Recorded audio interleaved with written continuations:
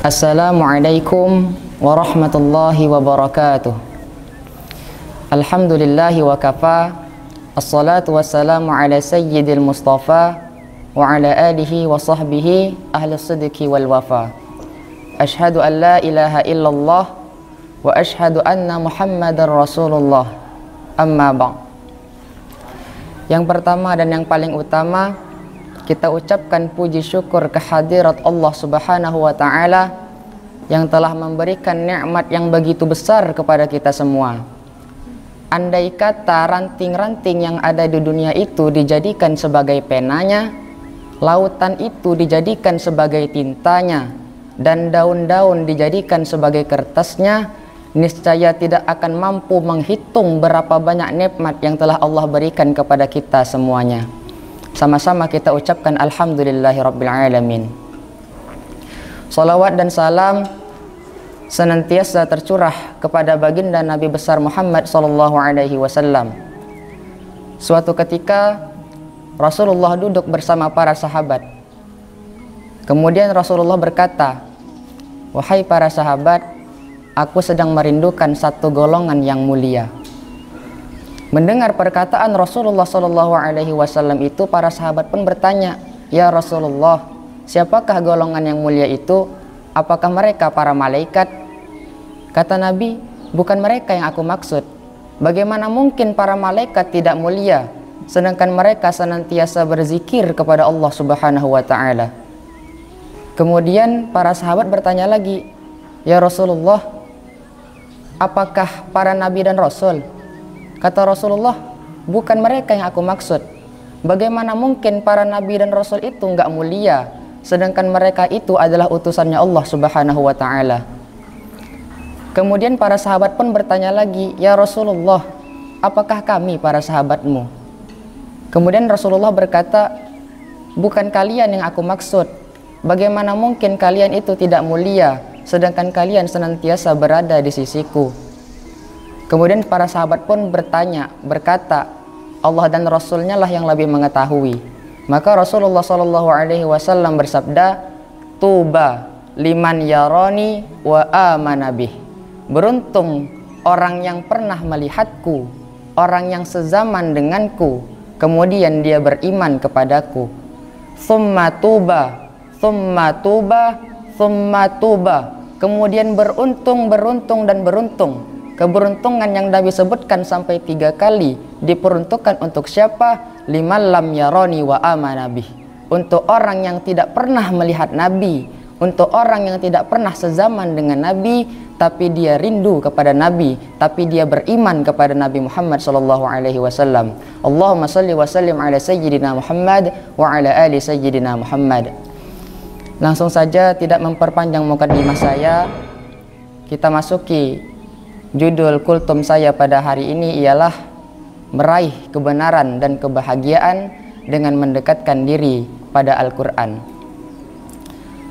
Suatu ketika sebelum diangkat menjadi Nabi, Rasulullah SAW mengasingkan diri. Beliau beruzlah di sebuah gua untuk mencari ketenangan jiwa. Pada saat itu semua penduduk kota Mekah menyembah berhala kecuali Rasulullah. Beliau sibukkan masa mudanya dengan berbuat kebaikan tanpa terkotori sedikit pun dengan perbuatan yang sia-sia. Lalu pada masa penyepian itu, Rasulullah melihat seperti cahaya yang berkilau, cahaya yang bersinar, yang membuat Rasulullah SAW takjub sekaligus kaget, sebab baru pertama kali melihat yang demikian.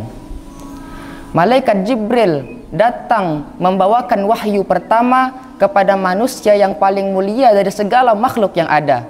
Dipeluknya badan sang Nabi SAW hingga tulang belulang beliau lemah, kaku, tak beraturan dan lemas.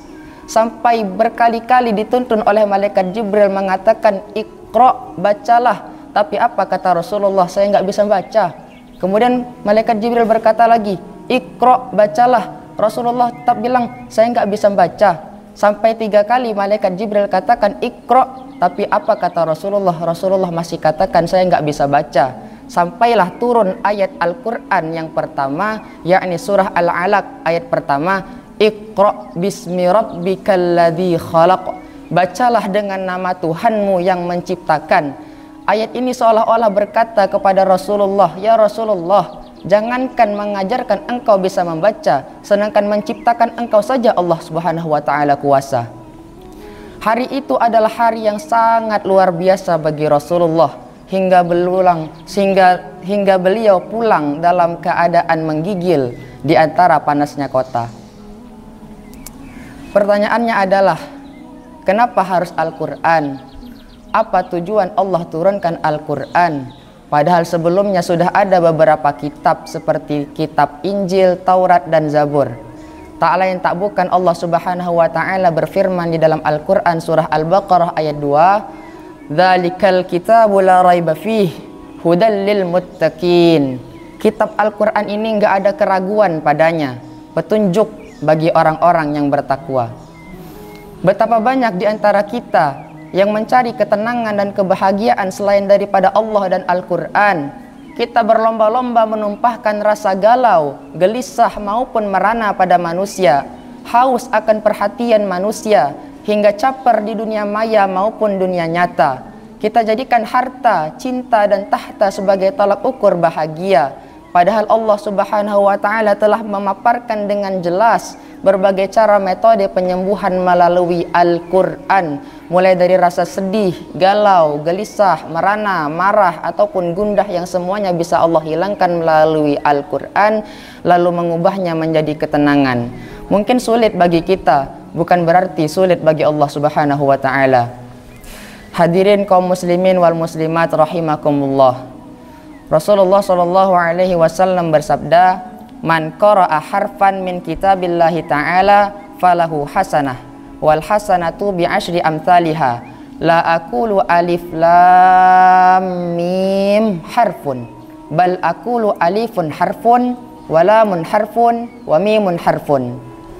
Barang siapa yang membaca satu huruf dari Al-Quran, maka dia akan mendapatkan satu kebaikan. Dan satu kebaikan itu dikali lipatkan dengan 10 kali lipatnya. Tidak aku katakan alif lam mim itu satu huruf, tapi aku katakan alif itu satu huruf, lam itu satu huruf, mim itu satu huruf. Inilah keistimewaan yang Allah berikan kepada orang-orang yang membaca Al-Quran. Satu huruf yang ia baca mendapatkan dengan 10 kali lipat kebaikannya. Itu di luar bulan Ramadan. Apalagi kalau orang yang membaca di dalam bulan Ramadan, maka amalan-amalan tersebut akan Allah lipat gandakan lagi pahalanya menjadi 700 kali lipatnya. Kesimpulannya ialah hadirin, di bulan yang penuh barakah, di bulan yang dilipat gandakan pahala di dalamnya, marilah sama-sama kita senantiasa membaca Al-Quran agar kelak Allah masukkan kita ke dalam surganya berkat syafaat dari Al-Quran yang kita baca. Mungkin hanya ini yang dapat saya sampaikan. Wabillahi taufiq wal hidayah wa ridha wal inayah. Assalamualaikum warahmatullahi wabarakatuh.